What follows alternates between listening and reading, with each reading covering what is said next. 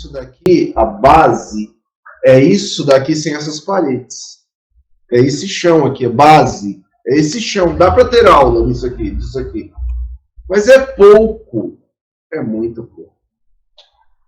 Só que também, ok, sem esse chão não dá para nem dar, né? Se não tiver chão, sei lá, a gente cai num buraco. Então, é necessário ter uma base. Nós temos desde 1997. Se eu pego tudo, se eu pego o ensino fundamental, 97. Se eu pego a educação infantil, desde 98. Se eu pego o ensino médio, desde 1999. Nós deveríamos entender esses documentos. Os PCNs, ainda que antigos, que eles dizem a mesma coisa. Os PCNs, 97. Os RCNEI, 98. Os PCNs de ensino médio, 99. Eles foram reformulados no sentido, geralmente é uma simplificação. A BNCC é uma simplificação. É a última simplificação que nós temos, foi feita entre 2014 e 2017. A cidade de São Paulo olhou essa discussão, você vai ver aqui.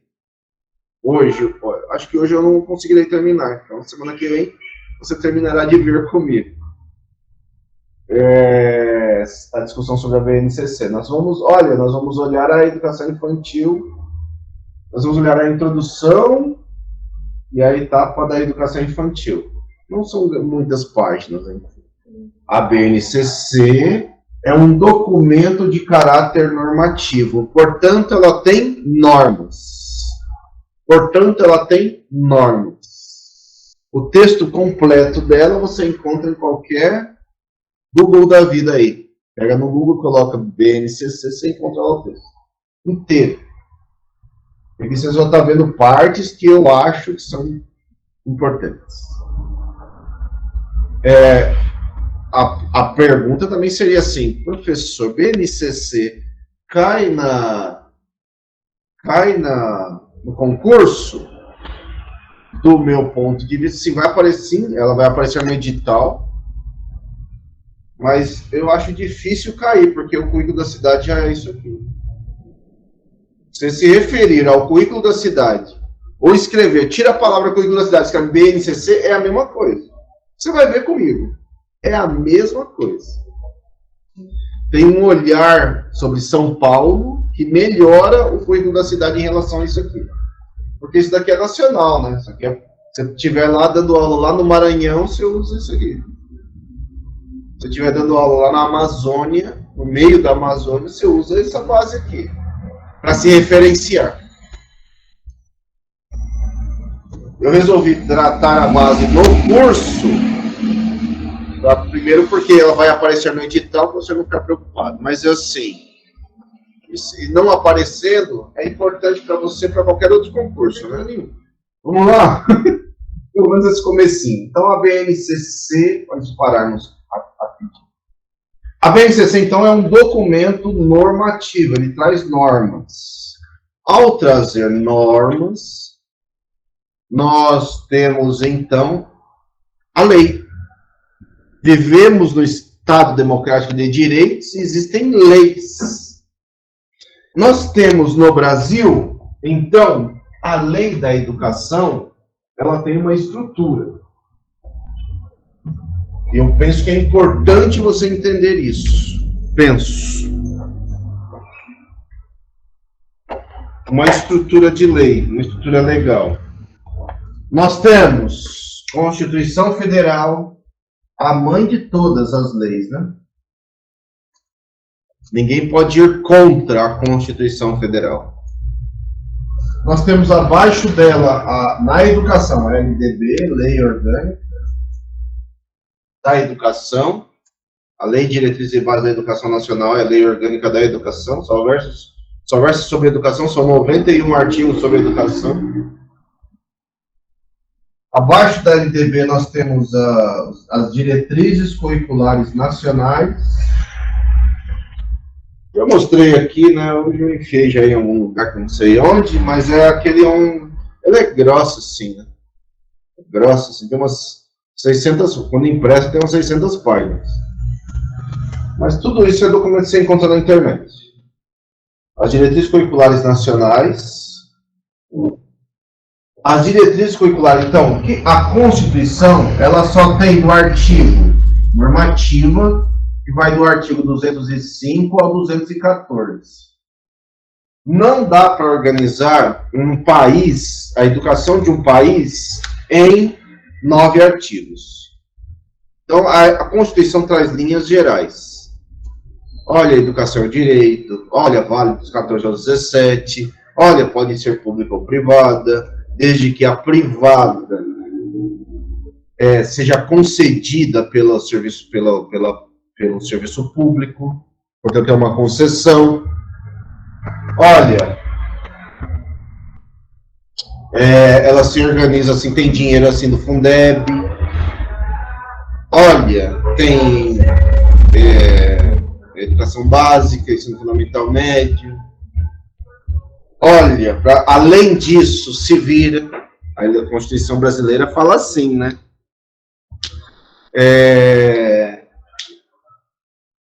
A educação ela é obrigatória dos 4 aos 17. Depois dos 18, é cada um por si, Deus por todos, e olhe lá. Então, se você quiser acessar ensino superior, se problema seu, se não quiser, problema. Até o último ministro aí, o último agora, que caiu agora, falou. O ministro da Educação falou, ensino superior, o pobre não deve entrar, deveria ser para pouco. Ele falou. E era ministro da Educação falando isso. Então, você tem esses vários pensamentos, inclusive. Ok, aí não dá para organizar, são 9 artigos só. E é preciso dizer assim, são 9 artigos só, linhas gerais. Legal. A LDB, então, ela tem 91 artigos. Nesses 91 artigos da LDB, ela vai dizer assim, então, a educação infantil tem uns 4 artigos só. O ensino fundamental tem um pouco mais, o médio também tem um pouco mais. Então, a LDB organiza, fala assim, olha, a educação infantil é isso, o ensino fundamental é isso, o ensino médio é isso, ensino superior é isso, universidade é isso, em 91 artigos. É suficiente? Ainda não. Então, nós temos essa lei também, as DCNs, as Diretrizes Curriculares Nacionais. Depende de qual, elas foram organizadas entre 2010 e 2013. Em algumas delas, valem também orientações anteriores. Você pega a EJA, por exemplo, as DCNs de EJA também se consideram as diretrizes que foram elaboradas em 2002, as diretrizes curriculares elaboradas em 2002. Então, aí as DCNs é um documento grande, porque ele vai pegar assim, educação, agora vai pegar só a educação infantil e vai destrinchar bastante, na forma da lei, em artigos legais. Artigo 1º, artigo 2º, 3º, a educação infantil, item por item, em artigos de lei, na forma da lei. Hoje, o que é, então, a BNCC? A lei que organiza o currículo, né? A Base Nacional Comum Curricular. Ela é este texto das DCN estruturados de maneira pedagógica. Que aqui está na forma de lei, aqui você lê as mesmas coisas no texto pedagógico, que é isso que nós estamos começando a olhar aí. É um texto para professores. A BNCC é um texto para professores. Então, se o pai vai ler, ele não entende muito. E tem termos aí que são familiarizados conosco, professores, e não com o dia a dia. Só isso. Só isso. Então, não há desconexões. As diretrizes e a BNCC dizem a mesma coisa. Aqui no texto, na forma da lei, é a mesma coisa para nós. É fácil para o advogado, difícil para o professor. Então, no Brasil, sempre decidiu-se fazer um texto pedagógico. No nosso caso, o atual é a BNCC. A BNCC, por isso que ela tem caráter normativo, ela se apoia na norma, na lei, a lei é tudo isso aí. Ela não vai contra nenhuma dessas leis. A BNCC, ela tem documentos anteriores que foram trazidos para discussão, porque já existia um currículo no Brasil. Quando eu, Anderson, era criança, não existia currículo no Brasil. Anos 80, não tem currículo. Não existia currículo no Brasil. Em 1996, com a MDB, nasce o currículo, que é aquilo que eu falei antes, né? Em 97, nasce os PCNs, do ensino fundamental. Em 98, nasce os RCNEI, os Referenciais Curriculares Nacionais para a Educação Infantil. Da Educação Infantil, 98. E em 99, nasce os Parâmetros Curriculares Nacionais do Ensino Médio. Esses 3 documentos foram o primeiro currículo brasileiro. A BNCC os atualiza. Foi o que falei hoje. E outras vezes. O atualize só. Portanto, o currículo continua com a mesma base. Qual a base, Anderson? Piaget, Vygotsky e Vallon. Voltada nesses caras. É só neles? Não, mas é assim, olha. Quem escreve hoje no Brasil, quem publica hoje no Brasil, quem determina as ações da universidade, o que você estuda na universidade, é isso, porque é a base. Aí você pode estudar, então, sei lá, o César Coll, você pode estudar o Perrenu, eu falei aqui hoje do Lucchesi, Cipriano Lucchesi, Jussara Hoffmann, qualquer autor, qualquer pensador brasileiro, eles são desse ramo. Em especial olhando Piaget, Vygotsky e Vallon. Portanto, se você entendeu os 3, você entende tudo. Porque esses autores, eles são lá. E só. Piaget, Vygotsky e Vallon. No Brasil tem um braço a mais, né? É que ele não está referenciado não aparece na BNCC, às vezes aparece em outros escritos muito pouco, que é o Paulo Freire, que eu falaria assim, o Gadotti é Paulo Freire. Bom, então, se você entender esses gigantes, em especial os 3, Piaget, Vygotsky e Vallon, você entende toda a educação brasileira. Porque a educação brasileira está fincada nesses caras. É interessante notar que esses caras não escreveram exatamente sobre educação. Nem Piaget, nem Vygotsky, nem Vallon escreveram sobre educação. Eles escreveram sobre o pensamento. E aí, ó, aqui no Brasil dá para trazer o quarto, que se você vai falar de Gadotti, você tem que trazer o quarto. Dá para trazer, mas não, nada além disso, que é o Paulo Freire. Todos eles estruturaram pensamento em educação, formas de ser em educação, desenvolvimento humano em educação. Todos eles. Então, o que os piagetianos, o que os que estão abaixo fazem? Piagetianos, valonianos, vigotskianos, freirianos, como Gadotti, eu também sou freiriano. Ou busco ser, né? Eu também sou freiriano. Ou busco ser. Nós escrevemos a partir desses caras. Porque nós estamos nas linhas desses caras. Alguém poderia perguntar, são só esses no mundo? Não, você tem zilhões de outros. Você tem zilhões de outras perspectivas, mas elas não aparecem aqui. Elas não caem no currículo. Esses autores não aparecerão no currículo. Então, a BNCC é esse documento de caráter normativo. Ele define o conjunto orgânico e progressivo. Por que não Piaget? Mas os piagetianos definiram que a educação tem caráter progressivo. Porque Piaget, ele era um estruturalista. Então, ele estruturava o pensamento. Por isso que ele divide estágio sensório motor, estágio operatório, estágio operatório concreto. Foi dividindo, assim, os estágios. Essa é uma visão estruturalista de educação. O Vallon, apesar de marxista, também criou estruturas. Ele dá nomes parecidos com esse também. Não é igual, nem as fases são iguais. Mas o Vallon também divide em fases do desenvolvimento. Período sensório. Então vai dividindo também por períodos. Dividiu por períodos. Mas o Vallon faz uma discussão sobre pensamentos superiores, né? Funções psicológicas superiores. Vallon. Então, a discussão dele não é estruturalista, mas é uma discussão, enfim, de base marxista, mas estão dentro do conteúdo. Dentro do ABNC, dentro da estrutura que o Brasil escolheu. O Brasil fez uma escolha.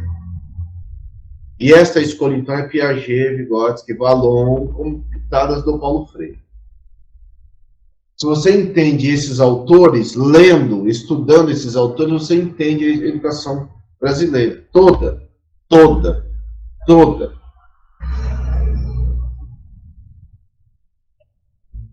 Então ela é progressiva por quê? Os piagetianos, não Piaget, mas os piagetianos vão dizer assim, olha, preciso colocar uma estrutura, digamos assim, um método. Este método deve ser progressivo.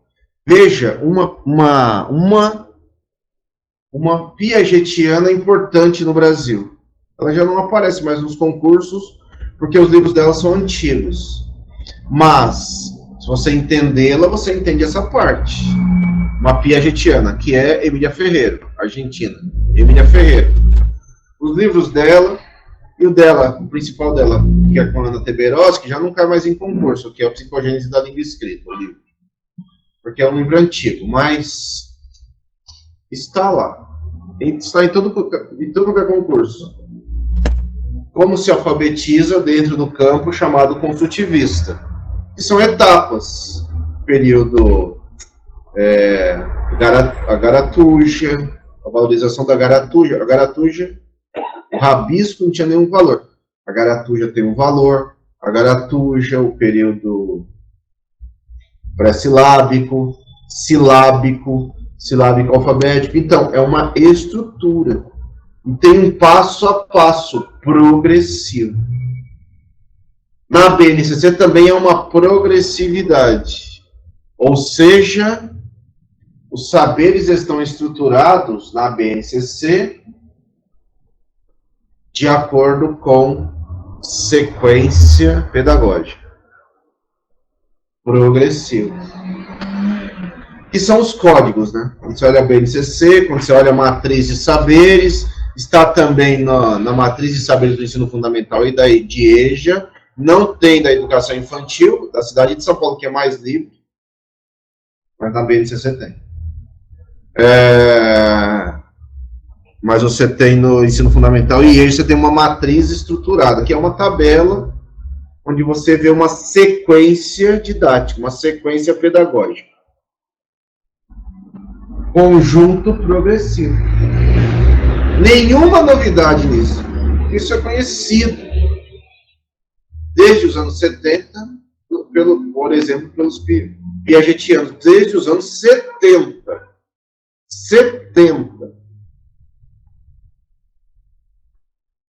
Então, que define então as aprendizagens essenciais que todos os alunos devem desenvolver ao longo das etapas da educação básica. Educação básica brasileira que tem 3 etapas. Primeira etapa, a educação infantil. Segunda etapa, na segunda não tem uma sequência, mas assim, tem uma sequência, mas não numérica. Primeira etapa, educação infantil. Posterior, ensino fundamental, 9 anos. Posterior, ensino médio. Educação básica em 3 etapas. Mas compreende também as modalidades. EJA, vimos aqui, e vimos os porquês, EJA é uma modalidade de ensino. Então, vale também para ele. De modo que tenham assegurados seus, guarde o termo. Este termo, está lá no livro da cidade, mas está aqui. Ele é fundamental. Os direitos de aprendizagem. Direitos de aprendizagem. Direitos de desenvolvimento. A escola é direito de aprendizagem, direito de desenvolvimento. Quando nós olhamos o campo educação política do passado, a primeira etapa da educação básica, a educação infantil, era um direito da mãe, um direito das famílias. E hoje? Hoje é um direito da criança. Professor, e se uma criança chega atrasada todos os dias? A família deve ser convocada à escola, porque a família está tirando um direito de aprendizagem, direito de desenvolvimento. A Constituição fala que a educação brasileira se fundamenta em duas figuras, Estado e família. Portanto, os dois são responsáveis e são corresponsáveis. A Constituição fala Estado e família, a LDB inverte, fala família e Estado. Os dois falam Estado e família e Estado. É dos dois. Professor, o menino está correndo no teto da sala, não consegue nem dar aula. Todo dia. A primeira responsabilidade é sua e da escola. Não encontrou jeito? Vai ter que chamar, convocar e trazer os corresponsáveis. Quem são? A família. As famílias. Para garantir o direito de aprendizagem, que é dele, que está correndo no teto, mas é de todos também, né? Se ele está atrapalhando os outros, então há que se resolver com a família.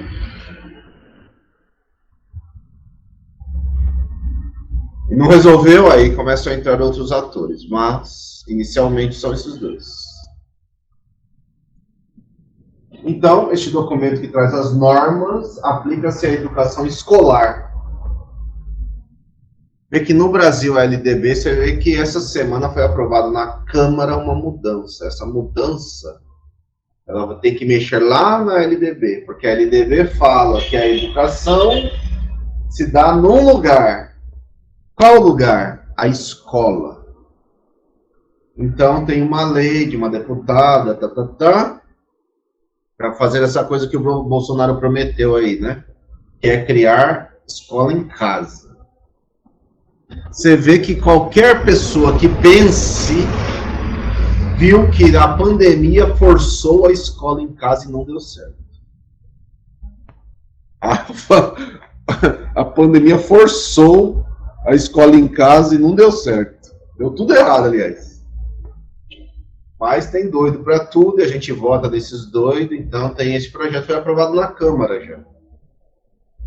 Isso deve alterar, então, aqui, por exemplo, porque aqui, olha, é a educação escolar. Então, o primeiro artigo da LDB vai dizer que a educação se pauta por princípios éticos políticos que visam a formação humana integral. Formação do ser humano integral é diferente do currículo da cidade? Não. Você vê que um dos pontos é educação integral. Olhar o ser humano como um todo. Currículo da cidade é a mesma coisa. A construção de uma sociedade justa. Justa, como é que se dá a justiça? Através da igualdade, que as leis tratam, mas também justiça. Para ser justo, através da equidade. Currículo da cidade, outro conceito-chave, conceito central. Currículo da cidade, educação, sociedade justa, educação para a equidade. Educação para a equidade, aqueles que precisam mais, ofereçam mais.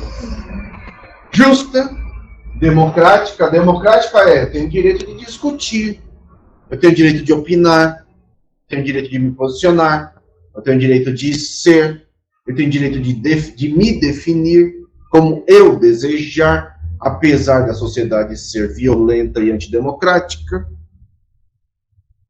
Anderson, por que violenta e antidemocrática? Porque morre uma mulher a cada meia hora, um negro a cada 20 minutos, um homossexual a cada 35 minutos. Só por esses fatos, ou por ser negro, ou por ser gay, ou por ser mulher. Então, nós não somos ainda uma sociedade democrática. Porque a cor da pele conta, o CEP conta, ser mulher conta, ser gay conta. Porque são povos, pessoas massacradas. Ser indígena conta povos, não falei povo. Ser indígena conta. São pessoas, povos massacrados, né? Acho que deve ser emblemático o fato de que você tem um mês, mais ou menos, que teve um desaparecimento de uma comunidade indígena inteira e o brasileiro nem, às vezes, está nem sabendo. Então, como fundamento nas diretrizes as DCNs, diretrizes curriculares nacionais da educação básica, as DCNs, elas são sempre citadas aqui e no currículo da cidade. Bom, então até aqui, assim, né, esse trecho diz assim, que até a primeira LDB sofreu 2 mudanças por conta de leis. Uma lá em 2014, uma mudança em 2014, que era dizendo sobre a definição de novos currículos, né, mas era um artigo só. E aí, como teve, então, início a discussão da BNCC, 2014, lembra que em 2014 ainda era o governo da Dilma, né? A Dilma tinha uma discussão, o lema do país era Pátria Educadora. E aí começou a discussão, então, da BNCC. A BNCC foi discutida entre 14 e 17.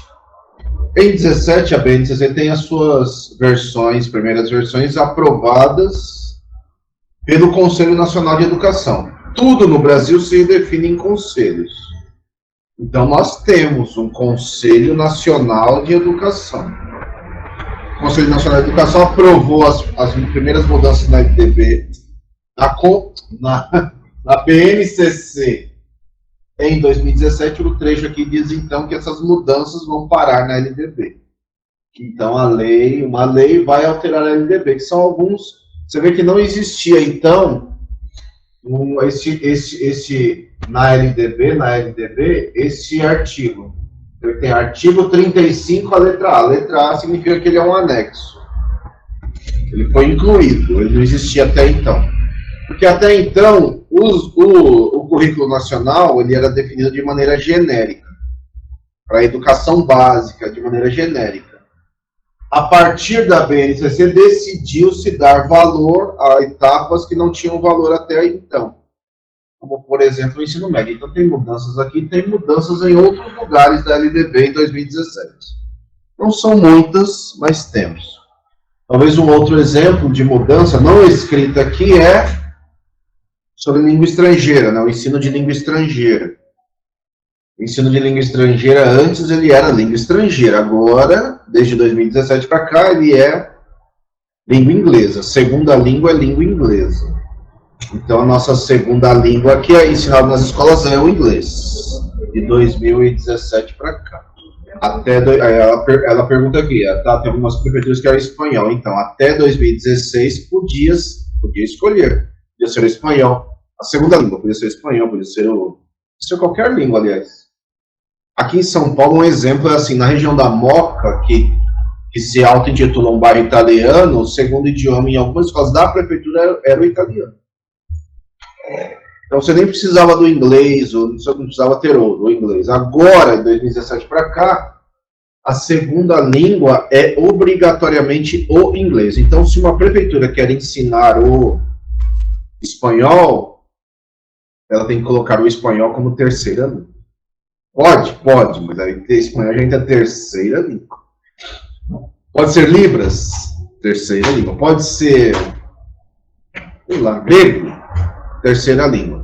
É que antes ela se vinculava à comunidade, entendeu? Você pega assim, um exemplo de escola particular, falar de escola particular. O exemplo de escola particular é no Miguel Cervantes, aqui na região do Morumbi, uma escola de rico. A segunda língua era o espanhol. Agora, como eles são Miguel Cervantes, é uma escola espanhola, não sei o que lá no Morumbi, então o espanhol é terceira língua, porque a partir do 6º ano, é assim que está na LDB de 2017 para cá, a partir do 6º ano é inglês. É obrigatório, a partir do 6º ano, inglês. O que se oferece a mais pode, entendeu? Então, a cidade de São Paulo oferece inglês, segunda língua inglês, desde o primeiro ano. Pode, pode. Se ela não quiser ou não quisesse, ela pode ofertar do sexto em diante, que é o que diz a lei. Mas pode? Mais pode. Então, a cidade de São Paulo oferece desde o primeiro ano. Pode, quer a mais, pode.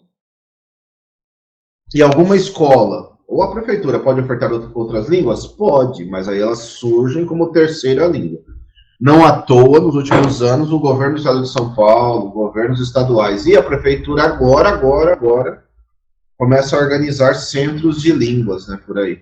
Não está ainda da prefeitura, não está totalmente formado, mas está começando a formar centros de língua para oferecer outras línguas, não só a que é oferecida nas escolas. A grande questão sempre é aquela que falei na última aula, né? A gente tem muito tempo de inglês na estrutura das escolas, de língua inglesa, mas nós viramos adultos sem saber inglês. Então, há um outro problema no ensino de línguas no Brasil. E só esse tempo que tem na escola já seria suficiente. Então, tem um outro problema.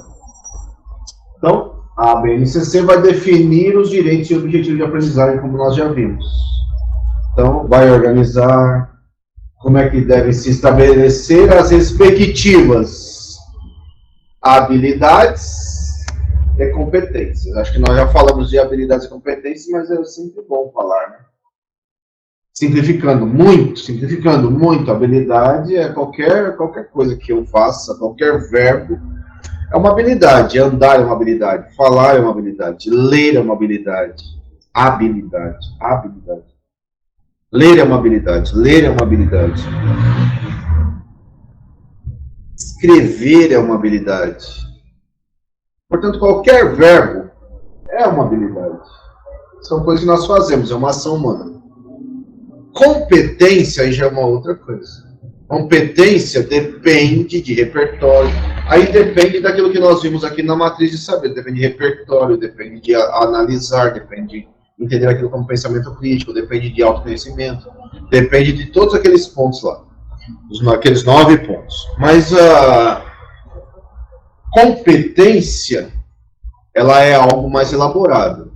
Portanto, é ler, não é só ler. É ler e entender. Ler e compreender é competência. É competência leitora, neste caso. Escrever e a outra pessoa te entender é competência escritora. Escrever, qualquer um escreve. Agora, escrever e o outro entender o que você quis passar com a mensagem, competência. Competência comunicativa, competência escritora. Então, habilidades e competências. Mais uma vez, também uma reafirmação de base piagetiana. Toda vez que se fala em habilidade e competência é base piagetiana. Habilidade e competência, base piagetiana.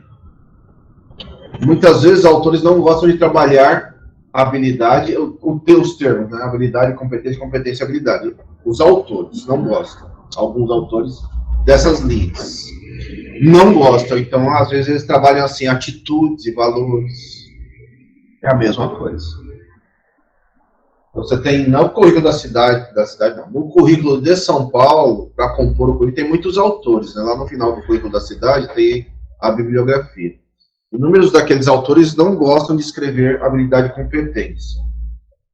Porque a palavra competência também vem de competir. Então, tem todas essas questões etimológicas também.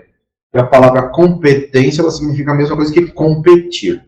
Então, tem autores que não gostam de trabalhar com essas palavras aí. Então, às vezes, trabalham assim, atitudes e valores.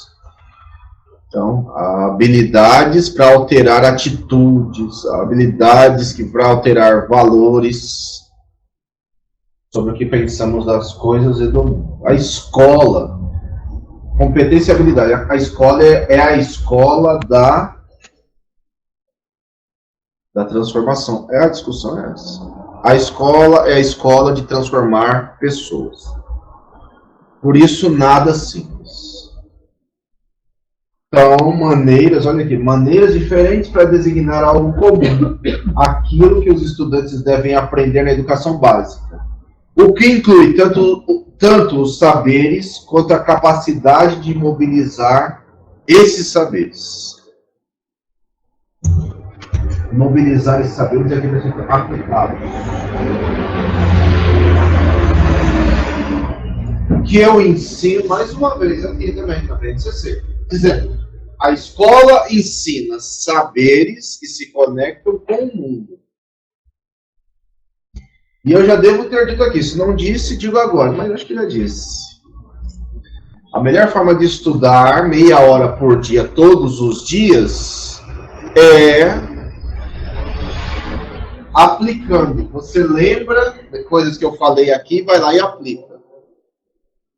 Trabalha com as crianças, jovens ou adultos dentro dessas chaves que nós estamos discutindo aqui. Isso é a melhor forma de mobilizar saberes, aplicar saberes. Como é que nós ensinamos para crianças, jovens ou adultos? Olhando o mundo lá fora, eu quero ensinar língua portuguesa, história, geografia, matemática, todas as áreas. Eu vejo como essa coisa é aplicada lá no mundo e trabalho aqui de forma a mobilizá-los a aplicar. Por isso eu falei, um dos jeitos de estudar, lá no Google Sala de Aula tem uns filmes. E aí eu indiquei um filme lá, que era uma professora muito maluquinha. Por quê? Se você olhar a professora fazendo, ela mobiliza os saberes que os alunos têm, e é tão mobilizado que os alunos aplicam fora da sala de aula. Essa é a grande questão. Um outro exemplo, tem vídeos antigos, esses não novos, mas antigos da prefeitura, antigos já. E aí, para mim, é marcante uma coisa. Tem um momento em que o pai, num vídeo da prefeitura da educação, o pai, é antigo, o pai diz assim, ele fala assim, um pouco assim, o que minha filha aprende, ela aplica lá em casa, ela faz lá em casa. Ele não fala a palavra aplica, mas ele fala, ela faz. Ela faz lá em casa. Aí pediram para ele dar um exemplo. Ele falou assim, olha, outro dia minha esposa estava lavando a louça, minha filha chegou nela e falou assim, ele tá falando de uma criança de 4 anos.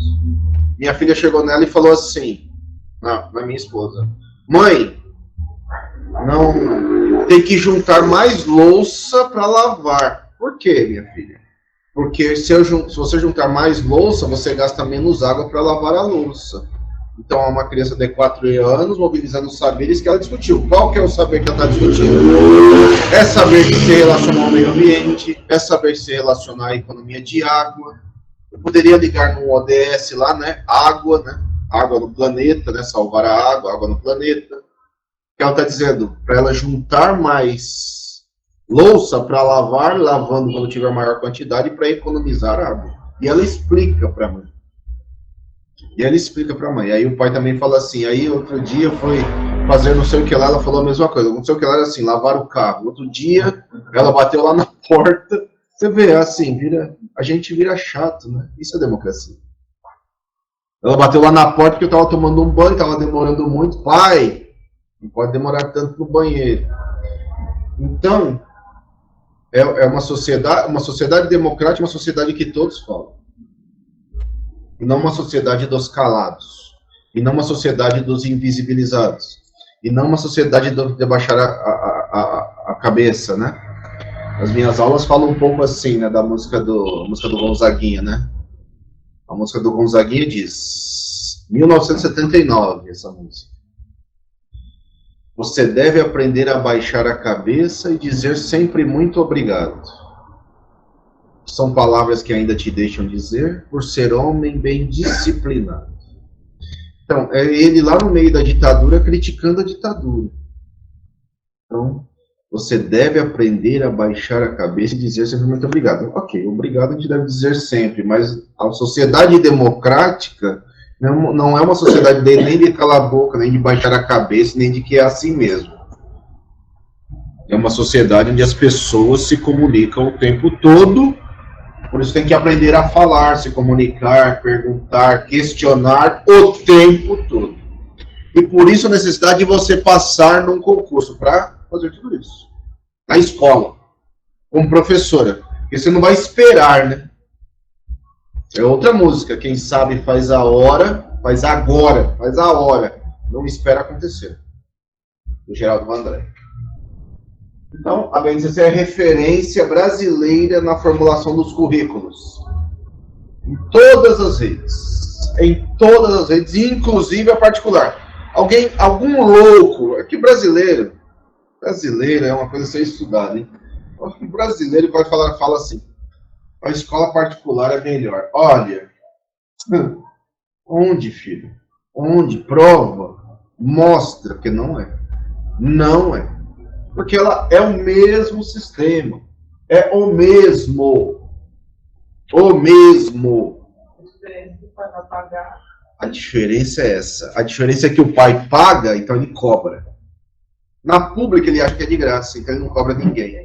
E não é de graça. É pago também. É caro. E é caro, hein? Que é a mesma coisa que saúde pública. Outra coisa, no Brasil, o brasileiro é louco. O brasileiro é louco. O brasileiro tem um sistema de saúde único, que é o SUS. Único, aliás, é único. Ele não é o único no mundo, mas raros países no mundo têm isso. Que nós temos. Raros. Raros. Então você pega qualquer país, vou falar, país conhecido que tem, e grande no mundo, só o Brasil e a Inglaterra tem. Um sistema de saúde do tipo SUS. Brasil e Inglaterra só. Outros países da Europa, Estados Unidos, Canadá, tem brasileiro que ama Canadá, sabe onde é Canadá? Não tem, que é assim, cada um por si. Isso aqui é saúde, se vira. Nós temos aqui. Ele é bom? Ainda não. Ele é perfeito? Está longe de ser. Mas nós temos aqui. Se eu cair aqui agora, quebrar a perna, eu sou atendido gratuitamente. Se eu cair aqui agora, o cara me chamou na escada ali. Uma vez que eu caí nessa escada aí, só pra você saber. Logo quando colocaram esse piso aqui, eu fui lavar e eu tava molhado ali, eu caí, fui parar lá embaixo, lá. Foi horrível. Mas se eu caísse hoje, eu sou atendido gratuitamente aqui. Então, gratuitamente, que não é gratuito, eu sei, a gente está pagando impostos, a gente é atendido. Mas outros países, sei lá, Alemanha tem a mesma carga de impostos brasileira, a mesma carga, que é uma carga alta, mas é a mesma carga de impostos brasileira e não tem, cada um por si. Então você quer ir ao médico, você quebra a perna, quer ir ao médico, mas você tem que pagar. Se você não tem para pagar, você não tem consulta, se vira, não tem atendimento, se você não tem dinheiro. Outro exemplo é simples, os brasileiros sofrem a beça quando eles vão clandestinamente a esse país, porque eles não podem ser atendidos, nem pagando eles podem ser atendidos. Porque se ele sofre uma denúncia que ele está lá clandestino, que ele não pode ficar apresentando documento. Está lá clandestino, ele vai ser deportado para o Brasil. Aqui no Brasil, não. Aqui no Brasil, um estrangeiro aqui, é machucado aqui, ele não precisa nem apresentar documentos e é atendido imediatamente pelo SUS. A prioridade do SUS é o atendimento. Não interessa nem a quem, nem por quê, você não precisa saber o nome. Porque a saúde é um direito. O outro exemplo, brasileiro, agora é educação, para você saber. Educação brasileira. Uma criança jovem ou adulto, não tem documento. Pode fazer matrícula na escola? Pode, deve. Por quê? Porque a educação é um direito. Não tem documento. Vai fazer a matrícula e vai começar a estudar amanhã, se possível. O documento regulariza depois. Então, por quê? Educação é um direito, saúde é um direito, moradia é um direito, tudo que é um direito está na Constituição. Você não precisa comprovar isso ou comprovar aquilo. A BNCC, então, integra a Política Nacional da Educação Básica. Isso daqui, esta linha marcada em negrito aqui, é sonho para pensadores do passado do Brasil, como Anísio Teixeira, a professora e poetisa Cecília Meirelles, lá dos anos 30, 40, porque eles assinaram o Manifesto dos Pioneiros da Educação, que a tentativa na época era isso daí, ter uma política nacional de educação. É a primeira vez na história, de 1996 para cá, na LDB, de 1996 para cá, que nós temos um sistema nacional de educação. E é a primeira vez na história, de 1990 para cá, que nós temos um sistema único de saúde. Que esse daqui não é sistema único de educação, mas a discussão é a mesma. É sistema único de educação. A educação no Brasil é única. Ela é diversa pelas várias possibilidades de métodos que você pode ter. Porque você pode ter métodos piagetianos, mas você pode ter uma rede com métodos tradicionais. Você pode ter escola militar. Você pode ter toda a gama de metodologias. Quem escolhe a metodologia pode ser o sistema, pode ser a escola. Aí em São Paulo nós temos uma escolha para a cidade, mas a sua escola pode ser tradicional. Pode. A sua escola pode ser tradicional, pode. A sua escola pode ser outra coisa, pode, qualquer coisa.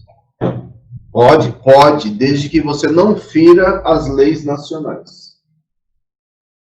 E as leis nacionais são muito simples, né?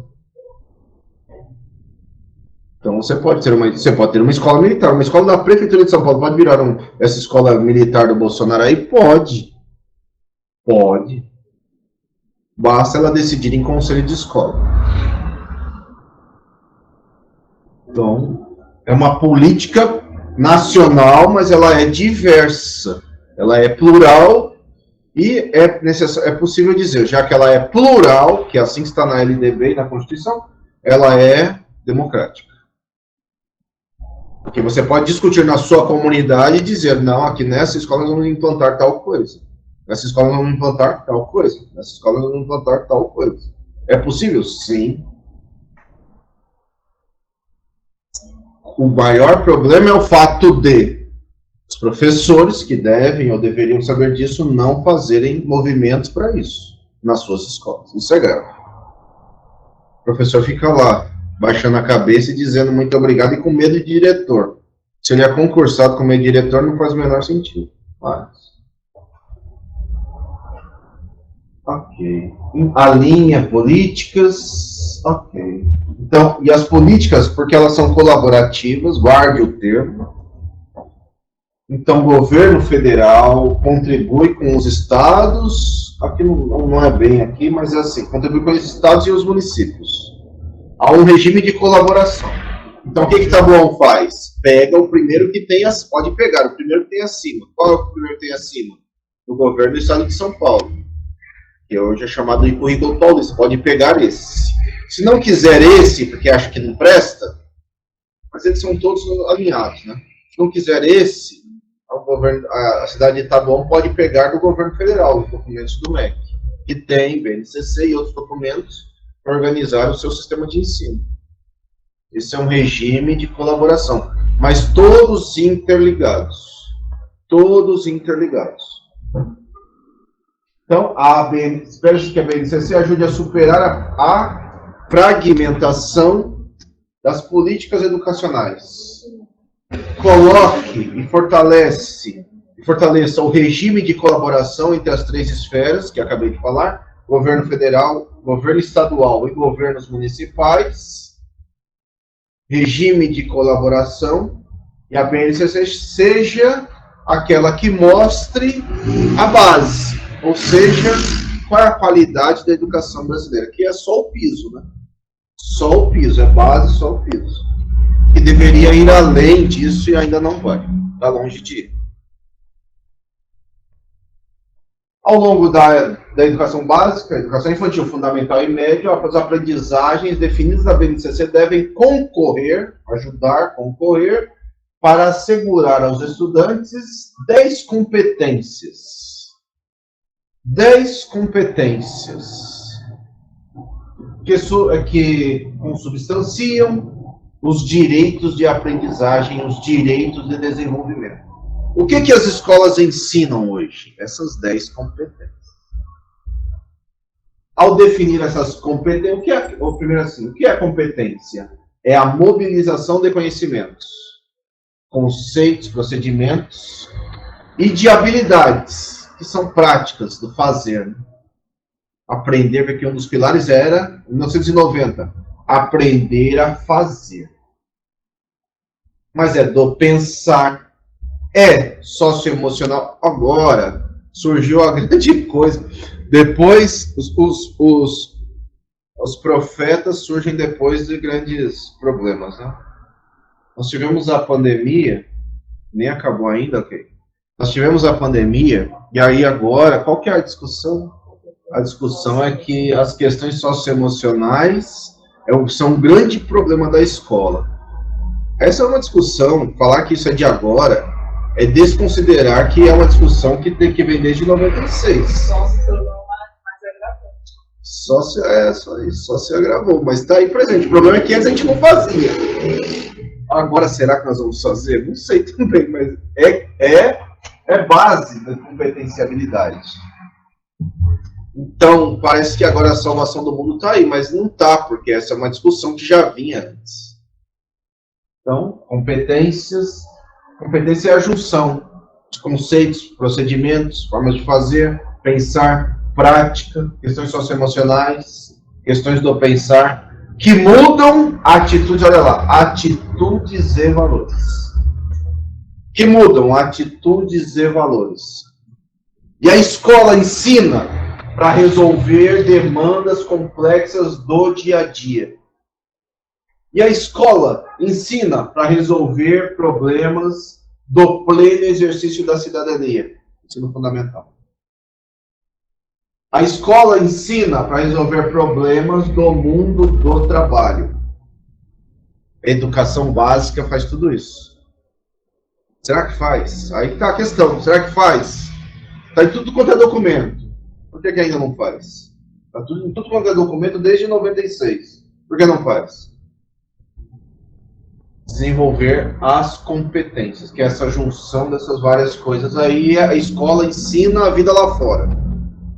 Como eu já falei aqui, quando eu era criança, a escola ensinava coisas que eram assim, que servia para a prova, né? A professora, para que serve isso? A professora falou, a palavra assim, a minha professora falava. Cai na prova semana que vem. E cuidado, senão você vai se ferrar. E a prova, parecia que ela queria me ferrar, né? E é tão poderoso isso que tem gente hoje que vai fazer prova de concursos no século XXI e fala assim, nossa, aquela prova estava cheia de pegadinha. Não tem pegadinha em prova de concurso, amor. Não. Pegadinha em prova de concurso tem para aquele que nunca estudou ou que não estuda. Chato assim.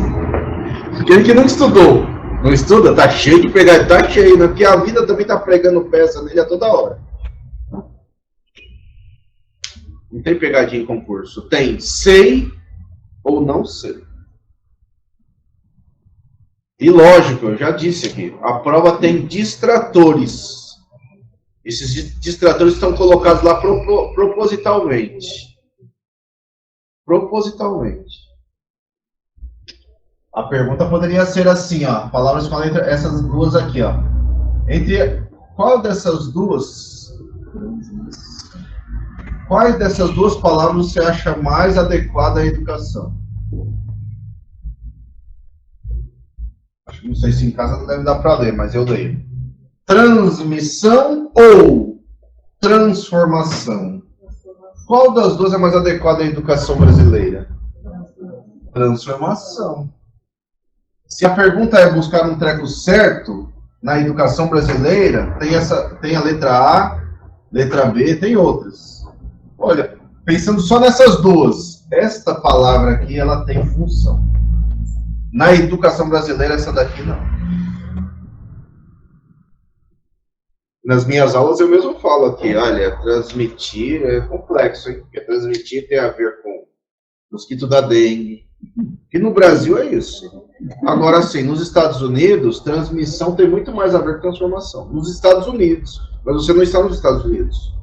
A educação brasileira, ela é social, nos Estados Unidos não é. Aqui é. Aqui ela está para transformar e não para transmitir.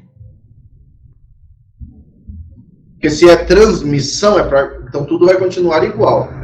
Se tudo continuar igual, a pergunta poderia ser assim, se tudo continuar igual, a sociedade está boa? Para nós, não. Para mim, pelo menos, não. Então, a BNCC reconhece que a educação deve afirmar valores, estimular ações que contribuam para a transformação da sociedade. sou eu dizendo, é a BNCC. Aí, não sou eu dizendo. Eu acho que é certo. Tornando a sociedade mais humana, e ainda está longe, socialmente justa. Isso aí está mais longe ainda depois dessa pandemia. Nem acabou. E voltada para a preservação da natureza. O nosso presidente está querendo vender até para o cara que comprou o Twitter, está querendo vender a Amazônia para ele. Estão aí, então, aqui é uma imagem da própria BNCC, as 10 competências da educação. Nós vamos... Mas essas são as 10 competências gerais da educação brasileira, da educação básica. Educação básica, educação infantil, ensino fundamental e ensino médio. Passado, de novo, passado quando eu falo passado é quando eu era criança. Não tinha nada disso. A escola ensinava matemática para cair na prova, a língua portuguesa para cair na prova. E era assim, a escola ensinava coisas que não tinha nada a ver com nada. Isso é uma visão clara de educação. O nosso atual presidente, Bolsonaro, o nosso atual presidente, um dia desses aí, para desqualificar uma repórter, ele falou assim, você sabe quanto que é 8 vezes 7 vezes 8? 8 vezes 7, sei lá, um número assim. Sabe quanto que é 8 vezes 7, 7 vezes 8? Aí ela já viu que era uma provocação, ela não respondeu, né? Era uma mulher. E aí ele então pegou e ficou falando em cima disso daí. Aí, então você não sabe nem tabuada, não sei o que lá, que você não frequentou a escola, O presidente falando. Então, para ele, a escola é uma escola de transmissão. Por isso ela não precisa nem existir. Ensina em casa mesmo. Ensina em casa mesmo. Que aí em casa, a escola é laica, leiga. Então eu não posso ensinar Deus, dentro da escola.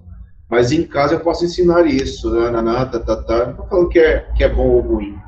Eu estou falando assim, tem espaços sociais e tem espaços privados. Você quer ensinar essas coisas de maneira privada, ensine, mas isso não joga a escola fora. A escola é espaço social que precisa existir. Porque senão voltamos à era da pedra lascada. Veja se algum rico vai deixar de colocar o filho na escola. Aliás, ele já coloca o filho preparando para ele entrar na USP. A nossa escola da periferia, que está aqui conosco, é que precisa ser alterada. E alterada não é ensinar para entrar na USP, é ensinar a preparar para a vida.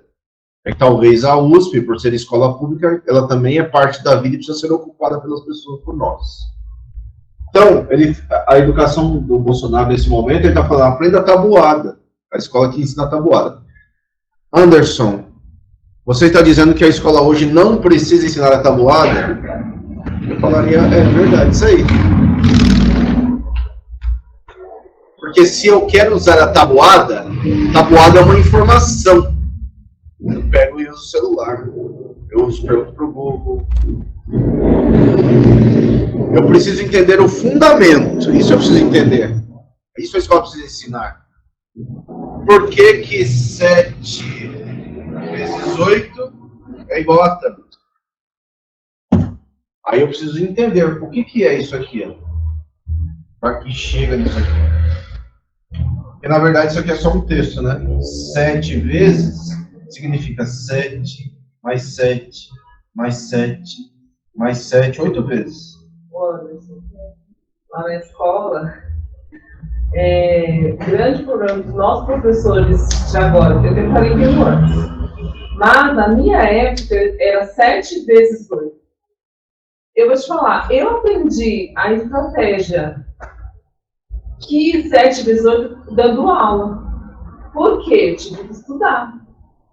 Porque eu não sabia, porque as crianças, eu fico impressionada como a mente deles é bem mais à frente que a nossa. É bem muito mais. Eles conseguem fazer cálculos, estratégias diferentes que chegam naquele resultado. E é isso, transformação. Então. Porque antes era assim, era muito É isso, pronto e acabou. É isso e pronto. Passado. Eu tenho dificuldade hoje em dia. Então, muitas vezes eu preciso estudar, me apropriar daquilo. E eles têm estratégia totalmente inversa da minha. Quando você está com o professor, que é isso que ela está dizendo aqui, é criar estratégias. Os meninos, eles inventam as deles. Eles querem escapar daquilo e resolver. Então, tem um menino que conta no dedo, tem um menino que conta olhando coisas, tem um menino que conta... Na escola, às vezes, não dá, mas se ele está em casa, ele conta usando palito, feijão, qualquer coisa, para encontrar um jeito de resolver. A escola deveria ensinar as várias estratégias, inclusive a tabuada, mas não só a tabuada. A escola poderia. E aí, como é que é isso aqui? Eu trago os saberes dele. Eu perguntaria, como é que você resolveu? Como é que você resolveu? Ensina pra gente. Pra mim também. Como é que você resolveu? Ensina pra mim também. Ensina pra todo mundo agora. Como é que você resolveu? Isso é escola. Inclusive a tabuada. Então eu não estou dizendo que não é para ensinar a tabuada. Estou dizendo que vai ensinar também, mas não é só assim. É isso daí. Para muitas pessoas, até a escola não deixava, né? A melhor coisa era aquele lápis com a tabuada, porque você já resolvia aqui. Se for a tabuada pela tabuada, não serve. A grande questão é resolver os problemas. E para resolver, várias estratégias são permitidas, a gente tem que trazer. Alguns países estão em guerra no mundo. O mais conhecido, a guerra do momento, é a guerra da Ucrânia. Você pensa num país que tem tudo no sentido bélico, que é a Rússia, contra um país desse tamanho, Ucrânia. Você pensa assim, com 2 apertos de botão, ele acaba com o país inteiro. E, na verdade, de certa forma, isso é até real. Mas só que se ele fizer isso, apertar 2 botões, soltar uma bomba nuclear lá, vai afetar inclusive o país dele que está muito perto. E depois esse país e ele terão sanções internacionais, então ele não mexe assim. Então o que faz? Eu vou conquistando território por território. A guerra já tem uns 3 meses. 3 meses. A Rússia avança, mas a Rússia recua. Para ela ir avançando ou não avançando, estratégias. E do outro lado, estratégias para brecá-los. Porque eles já sabem, nós não vamos vencê-los. O ucraniano sabe, nós não vamos vencê-los. Nós podemos fazê-los desistir, e aí vamos contar isso como vitória, mas nós não vamos vencê-los. Então, nós já teve estratégia da própria, lá na Ucrânia, dos ucranianos derrubarem pontes para eles não conseguirem atravessar. E os próprios ucranianos jogando bomba na própria ponte do país para os russos não atravessarem. Estratégia. Então você tem estratégia, cada um tem. A escola é o lugar de olhar tudo isso aí. Não é a escola de ficar respondendo coisa ou da escola falar, o jeito é esse. Outra, quando eu era criança, ela falou ali, quando ela era criança, né, só tem um jeito. Eu também, assim. E às vezes era assim, a professora até queria ser legal. No final não era, porque era pior, de certa forma, né? A professora fazia assim, centena, dezena, unidades. Fazia uma casa, ficava bonitinho. Uma casa. Pá. Aí botava os números aqui. Ela só para dizer assim, para fazer a conta, que era para fazer a conta. Para fazer a conta tem que estar assim, né? Tem que estar todos alinhados, assim, a unidade com a unidade, a dezena, Ficava mais lúdicozinho. Mas não resolvia o problema, porque ela também era um pouco assim, só tem esse jeito. Para ela era só tem isso, só tem assim. Então ela fazia comigo, tinha coisa assim, arme e efetue. Por isso que hoje eu entendo que o adulto dessa época gosta de Bolsonaro, porque o negócio tá falando de arma desde lá, né? Arme e efetue. E tinha a conta deitada assim, e tinha que botar a conta em pé. Arme e efetue. Não faz o menor sentido. O único que isso aqui faz é a gente detestar matemática, que é o que acontece com o brasileiro. E a matemática, mãe de todas as ciências, é que assim, no curso aqui eu não tenho tempo, mas eu falaria assim, nem seria interessante para discutir, interessante por conta de pensar em concurso, mas assim, eu inúmeras vezes faço uma discussão, é que para explicar é um pouco longo, mas para falar assim, eu falo assim, né, Até na igreja já falei isso, né? Uma vez estava dando uma aula na igreja, até o padre estava assistindo a aula, o padre estava fazendo não sei o que lá, andando para lá e para cá. E na hora que eu falei isso daí, eu falei assim, Jesus Cristo ensinou matemática. Aí o padre parou e veio assistir a minha aula. E aí eu perguntava, quando que Jesus Cristo ensinou matemática? Aí o pessoal fala assim, aqui, é aqui, é aqui. Fala, dá alguns exemplos. E eu falava assim, olha, vocês são péssimos cristãos, porque o principal lugar onde ele ensinou determinada coisa, que aí eu mostro um negócio. Essa determinada coisa aí não é nenhuma dessas coisas que vocês, nenhuma dessas que vocês falaram, e às vezes falam um monte. É numa outra. E aí quando eu falei, depois eu expliquei, o padre começou a bater palma lá pra mim. Eu falei, mas, não sei se é bom o padre bater palma pra isso, mas tá bom. É bom, porque é um reconhecimento de que a gente está fazendo uma discussão que ela tem um fundamento. A grande questão é assim, quantos mil fundamentos podem existir? E mais, nenhum professor, eu, Anderson, aqui falando, você não deve acreditar em mim. Não acredite em mim. Aliás, de certa forma, não acredite em nenhum de seus professores. Vá buscar para ver se isso é verdade num texto, na BNCC nesse caso, no currículo da cidade, em outros autores para ver se é verdade. Não acredite em professor.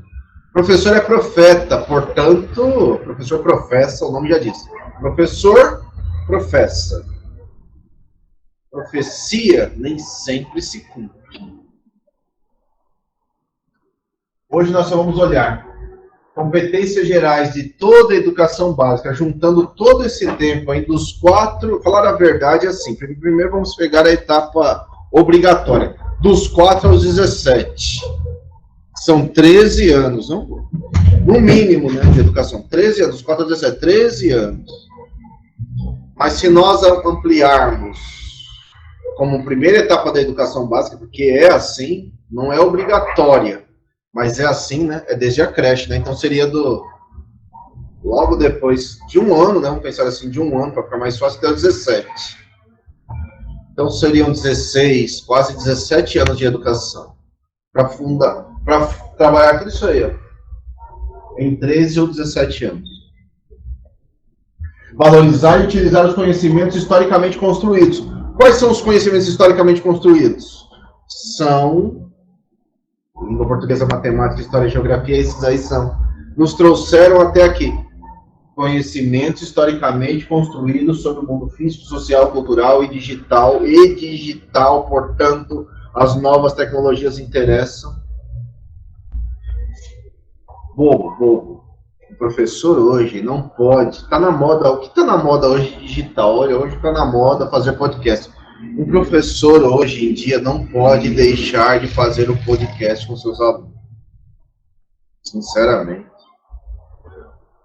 Sei lá, um professor hoje em dia, pensando em coisas digitais, o professor hoje em dia não pode deixar de fazer, sei lá, um YouTube com seus alunos. Aliás, um YouTube que daria para ele brincar de 1000 formas. Brincar de ensinar de 1000 formas. Um YouTube. Não para fazer dancinha, um TikTok, que sei lá, não para fazer dancinha, mas mostrar como é que essas habilidades e competências podem ser trabalhadas. Eu falaria assim, um exemplo bobo. Eu poderia fazer um jornal com as crianças, jovens, adultos, um jornal no YouTube, onde elas teriam que, se elas já leem, elas teriam que ler determinadas coisas, elas escreveriam, elas leriam. Pô, é projeto para ganhar dinheiro, inclusive, lá nesses educador nota 10, essas coisas aí. Ok, valorizar e utilizar os conhecimentos, são todos, matemática, história e geografia, esses aqui aprendemos na escola. Construção de uma sociedade justa. Olha, o 2 já começa a entrar um pouco no subjetivo. Exercitar a curiosidade intelectual.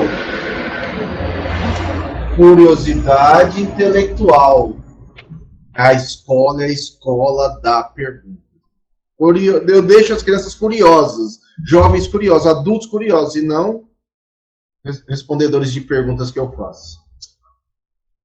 exercitar a curiosidade intelectual e buscar a abordagem própria das ciências, incluindo a investigação, a reflexão, a análise crítica, a imaginação, a criatividade, investigar causas, elaborar e testar hipóteses. Elaborar e testar hipóteses significa errar para acertar, errar para um dia, quem sabe, acertar.